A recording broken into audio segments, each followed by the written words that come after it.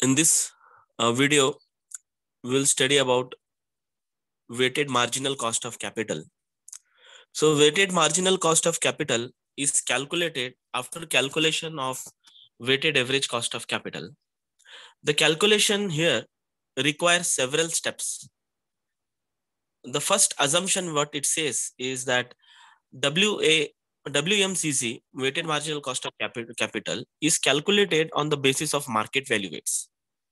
Right here, the most specific reason is given for market value weights.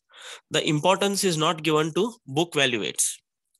The specific cost of capital can be accurately calculated. Okay, we can calculate the specific cost accurately. So that is also a second assumption.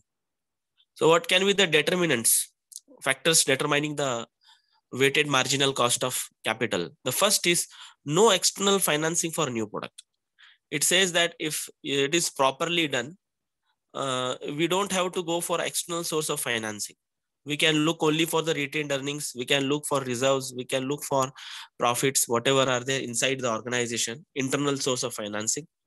If this is properly done, we don't have to go for any other kind of external source of financing. Then external financing with the same cost of capital and same proportions as existing.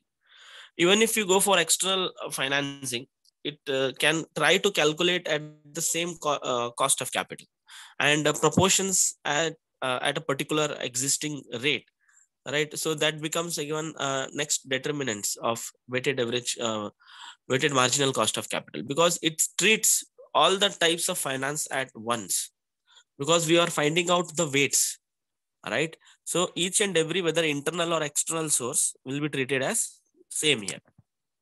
Then different cost of capital with the changed proportions.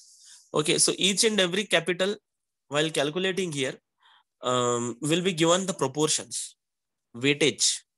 The capital which is invested more will have the more proportion. The capital which is invested less will have the less proportion. So it is totally depending on the amount of investment or amount of capital what you are investing in that business by a particular portion. Like in this, you see, equity has the more amount of investments, so more weight. Retained earnings less than that of equity, and debentures is also less than equity. So here weight is given as per the amount. If amount is more, weight will be more. Amount is less, your proportion will be less.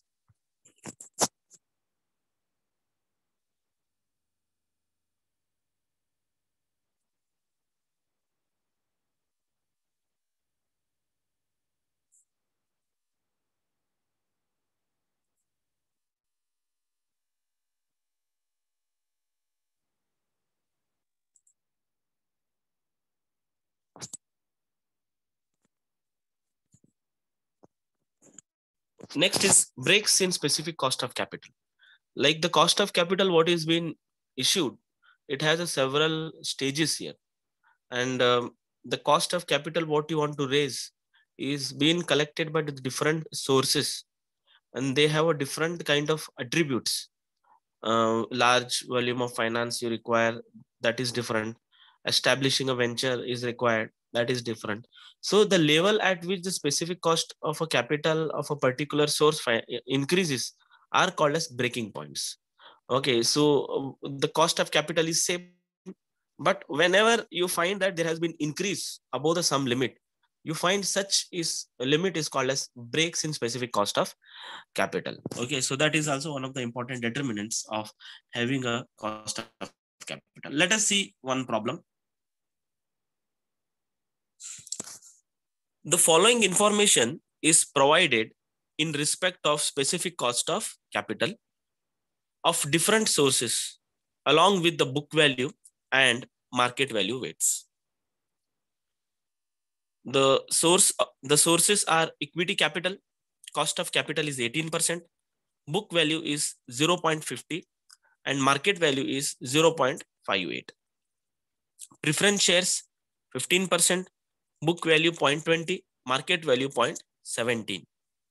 Long-term debt, cost of capital 7%, book value 0.30, market value 0.25. So what we need to calculate, point number 1, calculate weighted average cost of capital. Weighted average cost of capital using both book value and market value weights. Calculate weighted marginal cost of capital using marginal weights given in that company intends to raise an additional funds using 50% long-term debt, 35% preference shares, and 15% retained profit. Okay, this way we need to calculate the answer. So let us go with the calculation part. So the first point is the weighted average cost of capital on the basis of book value and market value weights. It may be calculated as follows. How do we calculate it? We need to prepare these many columns. Sources, book value weights, market value weights, cost of capital, book value into cost of capital, market value into cost of capital. See, in this problem, what he has done is he has done collective. Right? In the last video, what we saw there, we solved individually.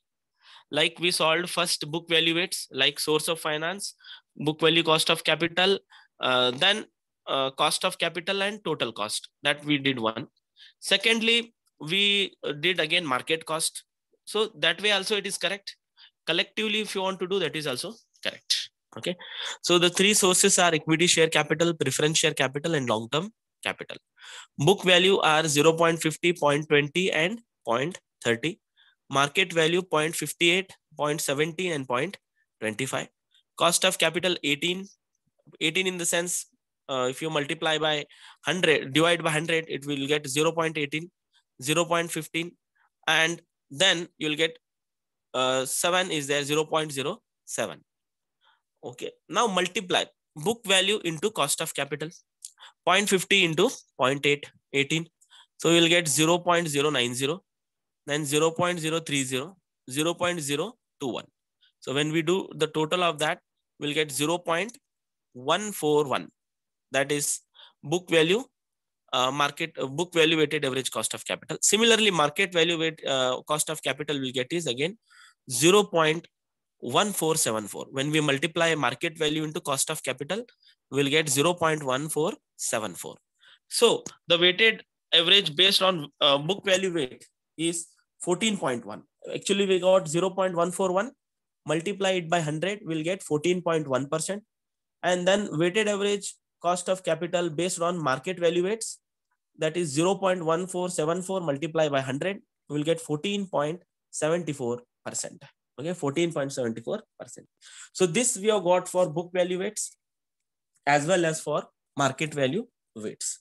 Now let us go for the second point, that is calculate the weighted marginal cost of capital using marginal weights.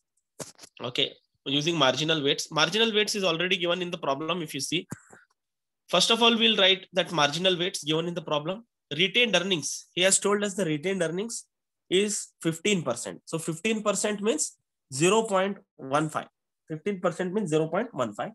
Preference share, right? Preference share he has told you is 35%. That is 0.35. Long-term debt is 50%. That is 0.50. And now weights will remain same. That is 0.18, 0.15, and 0.70.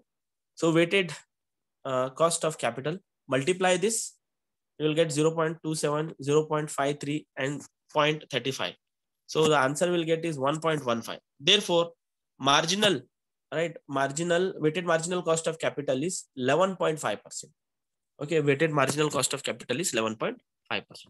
Let us see one more problem.